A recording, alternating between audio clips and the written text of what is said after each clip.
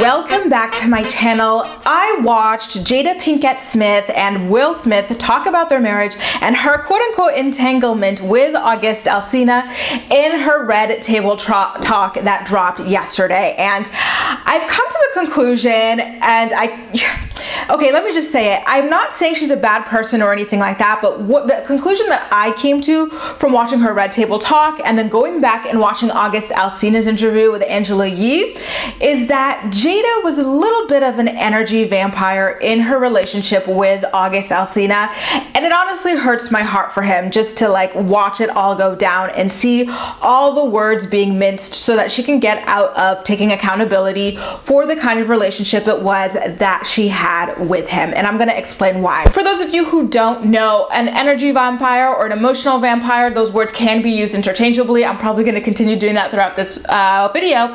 Is someone who essentially drains the life force and positivity and energy out of you. After an encounter or a relationship with them, you find yourself feeling like emotionally and physically exhausted. And to be quite frank with you, Jada kind of described herself as such in her Red Table Talk interview, if you read between the lines on why she was attached to August in the first place and how she discarded him by the time that she was done with him. But we've got like a whole video to get into that. So first of all, let's go off of the visuals. Jada in her Red Table Talk interview looks beautiful, fresh-faced and well-banged, and like she just drained the life force out of someone.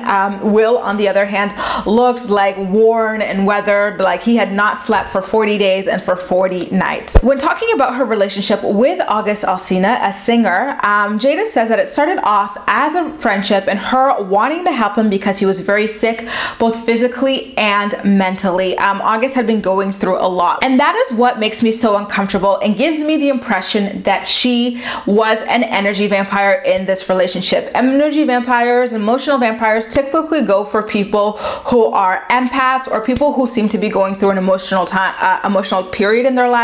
That's what makes them easy quote unquote marks for them. So what Jada and August were going through could not have been any more different, and Jada kind of tried to paint it as if they were on equal footing in terms of what was going on with their lives. First of all, Jada Pinkett-Smith is like 20 years older than August Alsina. She's currently 48 years old while he's 27 years old, and what she was going through at the time, she was like, oh, we bonded because we're going through like hard times. No, you were going through a separation from your husband. Like, you're a rich actress, he's a rich actor, you're both going to be fine if you separated. You know, like they had been hinting at being in this place for a long time anyway. Will straight up said that they had transitioned from being husband and wife, like romantic partners, to life partners. And so yes, that is heartbreaking, that is devastating, especially after how long they've been together. They've been together almost as long as August has been alive, just to give you some context about, you know, the age gap going on here. But it's nowhere near what August was going through. August, as a young man in his 20s, in his early 20s at the time, he had, you know, just started going through liver disease, and so his immune system was attacking itself, and like he was finding himself fainting at concerts he was giving, he was having seizures, he was being put into comas for days at a time, he was paralyzed for a little bit, like he was really going through it. And on top of that, he couldn't even just focus on his health. Like around him, tragedy was also striking. Like, you know, his father was not in the picture at all. I think his father had passed away. His mother and him had a very dysfunctional relationship. His brother was killed. His sister-in-law died in a car accident. And so he took on the responsibility of raising their 4 children, their 4 girls. And at the time, he was only like 24 years old going through all this. Like, your health is deteriorating. You don't even know if you're going to wake up and see the next day. Your brother's dead. Your sister-in-law's dead. Suddenly, you're a father of 4. You're practically an orphan. You've got no relationship with your parents.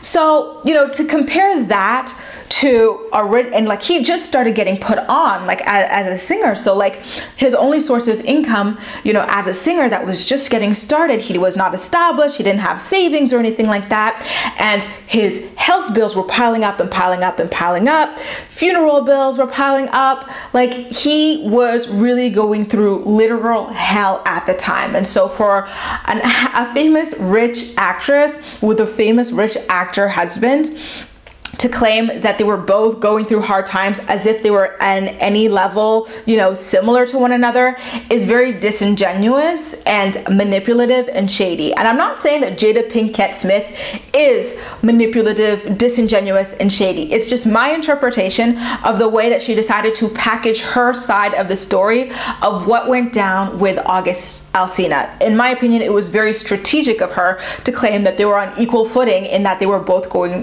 through volatile times in their lives, you know, because the fact of the matter is, on some level, yes, they were, but on, you know, the actual big scale picture of things, they were not. What they were going through could not have been any more different. So in her interview with Will, Jada talks about how at the time the two of them decided that they were going to separate, and Will said that he was literally done with her, and she confirms that and says that he basically threw her out of the house. And so that's when she started her quote-unquote entanglement with August. First of all, the interview, they really build themselves as being like really open and honest, but we don't even know why they were done with each other at that point, because when Will was initially giving the interviews about how they transitioned from romantic partners to life partners, he made it seem like it was a very amicable thing. So here's where, in my opinion, Jada starts kind of describing herself as being a little bit of an energy vampire.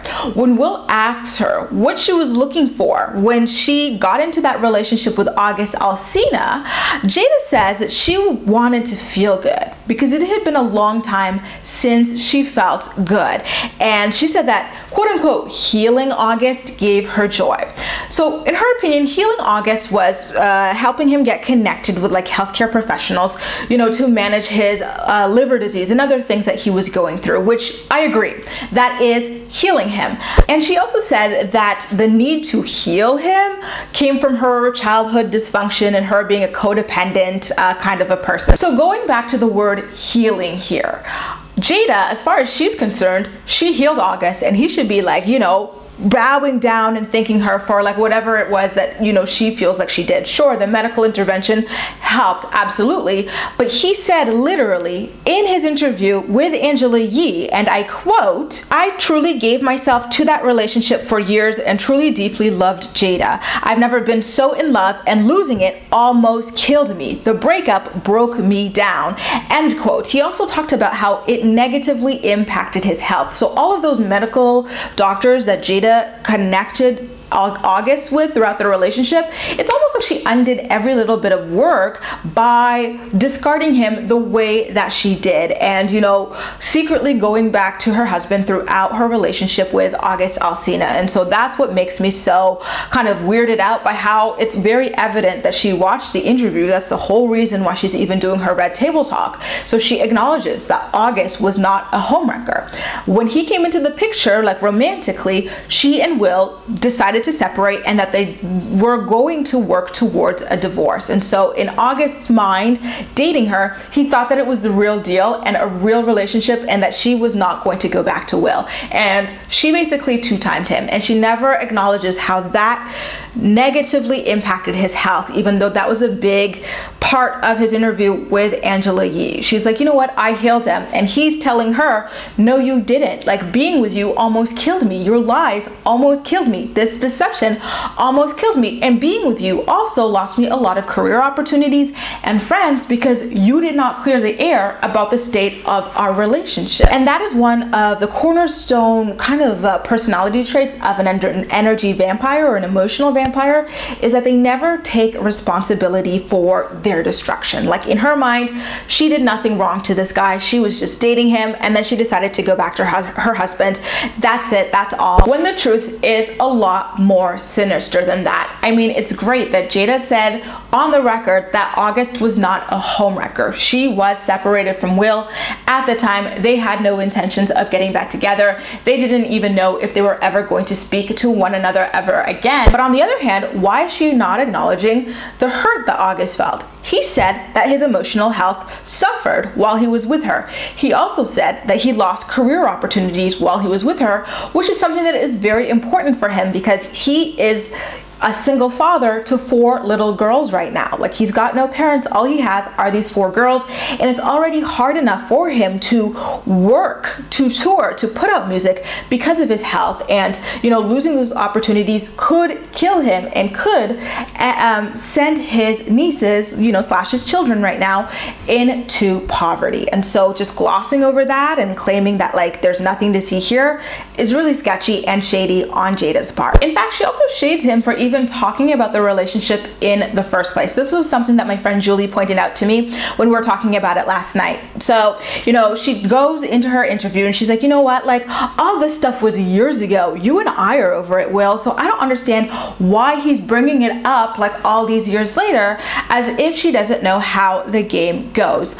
August is an artist, you know, and it's a known fact that artists write about their lives in their music, right? And so, you know, and August's music is how he makes money to feed himself, pay his medical bills, and raise his nieces. And the reason why he was only talking about it this year in his music versus the years prior was because of his health issues, which Jada is very well aware of, because she helped him find doctors for his liver disease. Like, he could not release this music, period, in the past because he was in comas. He was paralyzed, you know, for a period of time as well. He was having seizures. He just was not healthy enough to do it.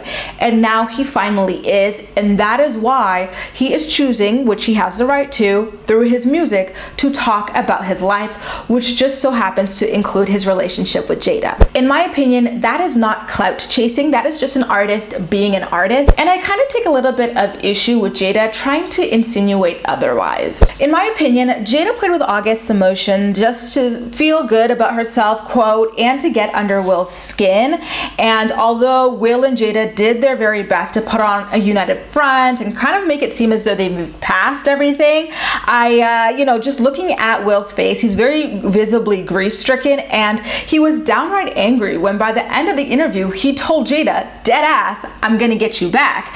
And Jada responded with, listen, it's not about like getting each other back or whatever. He goes, for me it is. It's like, that is not a husband who has moved forward from his wife's emotional, quote unquote, entanglement. It really means that, you know, although it was 4.5, 5 years ago, the feelings are still there and he is ready to be vengeful about it. And then they actually spilled even more tea about themselves when by the end of it, she tells him, listen, dude, you've had your own fair share of getting me back. You've gotten me back plenty of times. And he awkwardly kind of agrees with it, which to me means that he had his fair share of transgressions as well. And so they kind of, by the end of the video, cheers it up to their quote unquote bad marriage for life. And that genuinely broke my heart, because at this point I'm like, listen, your kids are grown.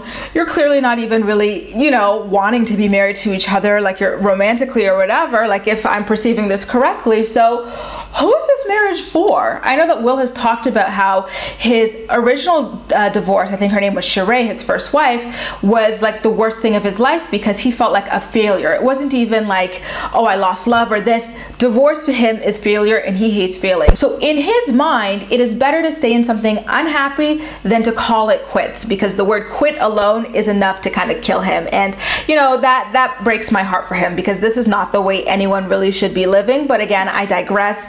We all kind of have our tolerance levels. This just isn't mine, you know, thankfully. To be honest though, I don't see them keeping the charade up much longer now that their dirty laundry has been aired and so widely viewed. As of right now, while I'm filming this video, their Red Table Talk has been viewed over 11 million times, like in the first 12, 13, 14 hours. Like, it is crazy how quickly this has spread like wildfire. And, you know, maybe it'll be the push that they need to kind of move on with their lives and find something that makes them a little bit happier, if that is where they are in their lives. I could be completely misinterpreting everything, but, you know, if that is the case, I hope that Jada, you know, whether or not that's the case, I should say, I hope that Jada can take a long, honest look at herself and the damage that she caused to someone else on her quest to quote unquote feel good and heal herself. herself, because it's devastating to me to read about and see what August had gone through in his life at that time when she found him, and you know, to see the amount of stress and heartache that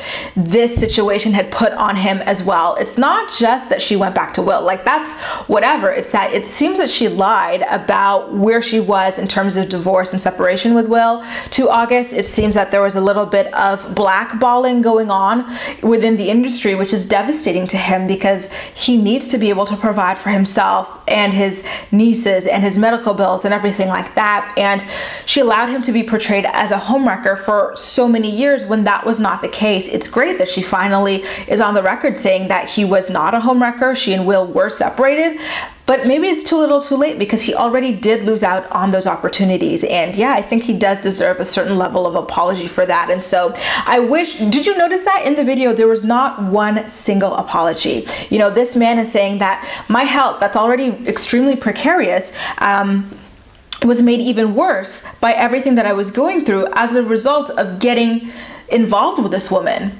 And all she can say is, I healed him. And she never apologized, because in her mind, she was God's gift to August. And, you know, the discrepancy there is just really creepy and eerie to me. And, you know, it's every bit of an emotional vampire. And, you know, I love Jada. I do. I really love Jada. But I want to call a spade here, just based on what I'm seeing. And, you know, let me know what you guys think. Maybe I'm way off course. Guys, do you feel that Jada was being a little bit of an emotional or an energy vampire in her relationship with August Alsina? Let me know all of your thoughts and opinions in the comment section down below. And as usual, we'll chat. That's all for now. Thank you so much for watching, and I'll see you next time.